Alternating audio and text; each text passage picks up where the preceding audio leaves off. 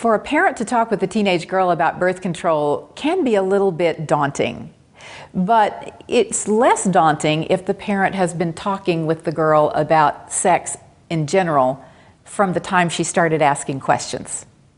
And you don't start having questions about sex when you're 15. Those questions start coming up at a very early age.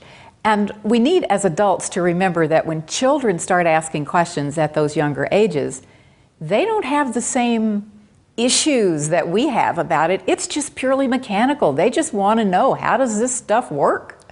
And so when they ask a question, we answer it, and answer it straightforwardly. And if we start to set a pattern about answering those questions straightforwardly when children are very young, then when the daughter gets to be 13 or 14 or 15 or 16 and asks a question about birth control, or we want to talk to her about birth control, it's much less difficult. But let's say we haven't done that, because let's face it, it just doesn't always happen that way.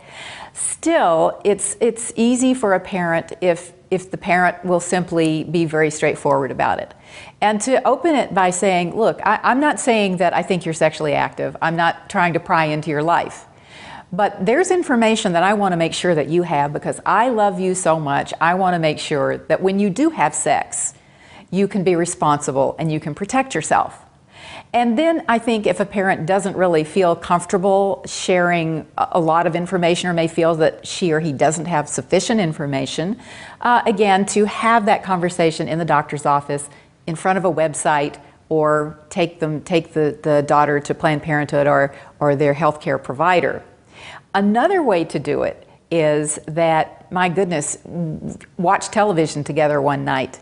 You're probably going to see a program on television where an issue about birth control is going to come up. And that provides a rather nice opening to say, well, what do you think about that? What do you think about the decision that the girl in that program made? What do you think? Do you have questions that you'd like me to answer?